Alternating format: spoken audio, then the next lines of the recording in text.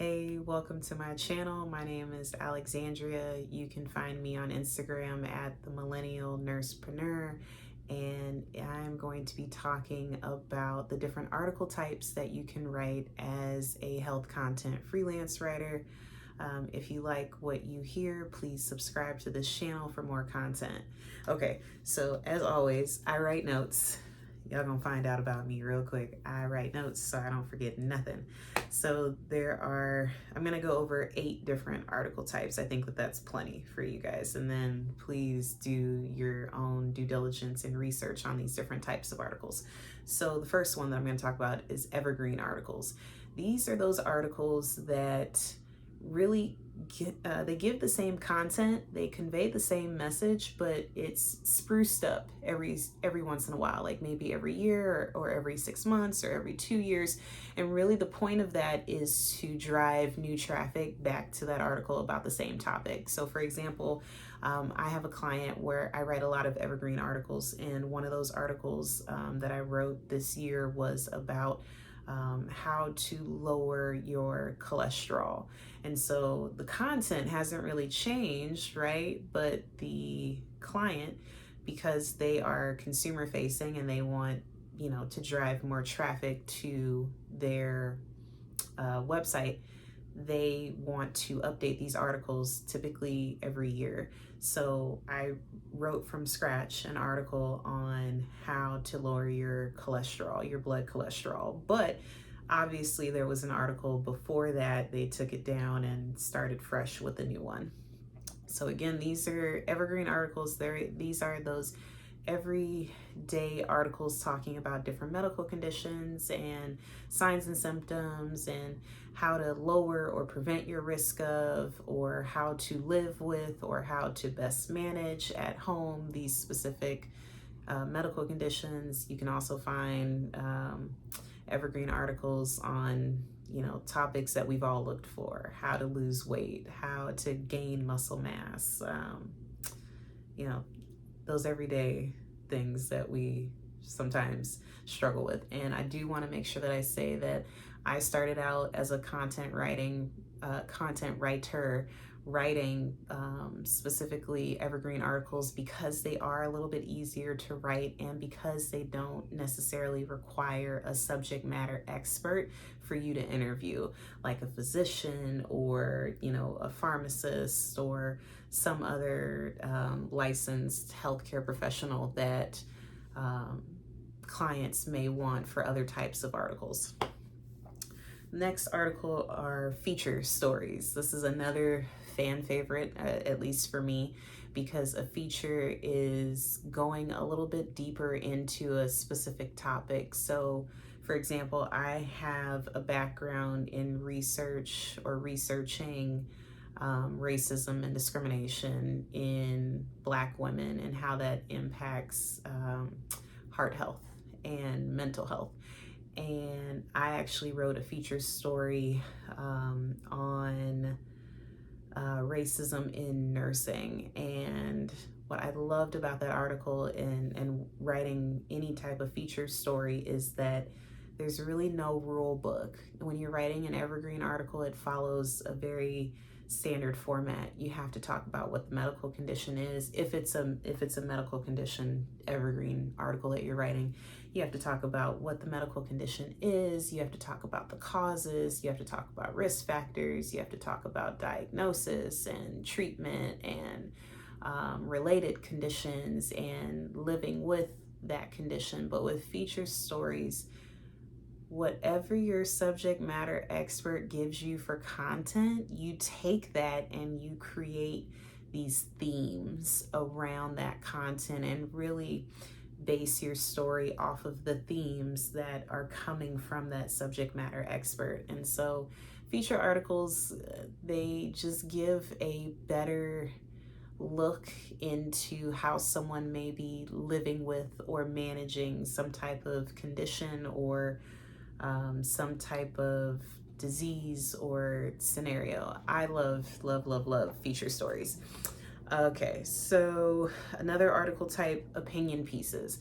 Now, opinion pieces are typically opinions of an individual or an organization or a specific group of people that are following up on a story. And oftentimes it's a feature story or some type of straight news story in which that person or that organization or that group wants to comment. There's really no limit on word count and how you respond. So opinion pieces, you can write them. I would recommend that if you're a brand new freelance writer and you don't have any background whatsoever in journalism, that maybe you kind of hold off on that. But it's not impossible. If you have experience in specific situations or conditions, you know, again, you don't always have to write health content. So you can absolutely be a subject matter expert in fixing cars or in selling a service or product. And you can write an opinion piece about or in response to another article or just about your own opinion on the topic. Okay. Profiles. So profiles are another type of article, but these are different in that they focus on a specific individual. Maybe you're writing a profile piece on someone who's just won an award and has a large following in the medical field. Maybe you're writing on an individual who has been in the news following a specific rare form of cancer, or some researcher who has found a new cure for a condition. Profiles really kind of go into both personal and professional backgrounds of the individual. And again, they can vary on length and specifically what it is you're writing about, but typically you'll talk about some form of personal and or professional background of that individual. How-to guides. So I didn't even realize I was writing this until I was writing my course. How-to guides. These are similar to Evergreen Articles, but they are labeled as how-to guides because they give you a step-by-step guide to doing something. I mentioned earlier that I had written an article on how to lower your cholesterol. Well, maybe you can write a how-to guide on how to lower blood pressure, or how to increase your fiber intake every day or your water intake every day. These are guides that are kind of lay out a step-by-step process to help someone achieve a specific goal. Listicles. So this is another type of article that you can write as a freelance writer. Listicles, I am so guilty of looking at listicles because they really kind of get to the point about, they're similar to how-to guides, but maybe it's instead of being a ordered step system, it's just a list of how to do something. So, how to,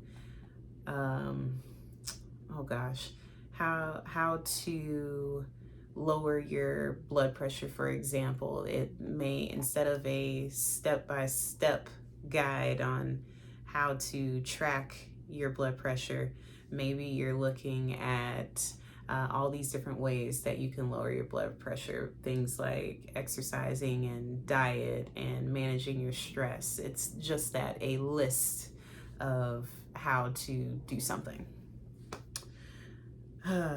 Research summaries. So research summaries are just that. They are summaries of research that is new, that's maybe cutting edge, maybe that's innovative, and really kind of gives a breakdown to either the everyday consumer or the medical community about that research and why it's important. You don't necessarily have to have a background in medical, in healthcare or in research to write these articles, but it's very helpful because it allows you to understand that medical jargon that I've mentioned before and how to simplify it for people who may want to know more about that particular research study. Okay, white papers. This is the last, I think, yeah, this is the last type I'm going to talk about. So white papers are high level articles that are talking about a specific topic. And what I mean by high level is that there's a lot of research that goes into a white paper, because you want to make sure that you're coming from a rather authoritative space, and that you have, if you don't have the experience on that specific topic, then you've educated yourself enough to be able to carry a conversation with someone who does have experience on that specific topic. These are articles that you can write as a brand new freelance writer if you so choose to. I stay away from these only because I spend a lot of time already doing research. So I like the easier things, the Evergreen articles and the freelance or the feature articles. But you can totally go into writing any of these types of articles that I've mentioned. Just be sure that you do some research beforehand, and always make sure that you're communicating with your client about exactly what the expectations are of you when you're writing these articles. So for more information about health content writing and how to get started, please subscribe to this channel. I'm also leaving links in the description for my course. I have a freelance writing course that I created specifically for nurses and other healthcare workers who might be interested in health content writing. If you like what you hear, please subscribe. You can also follow me on social media on Instagram at Millennial Nursepreneur.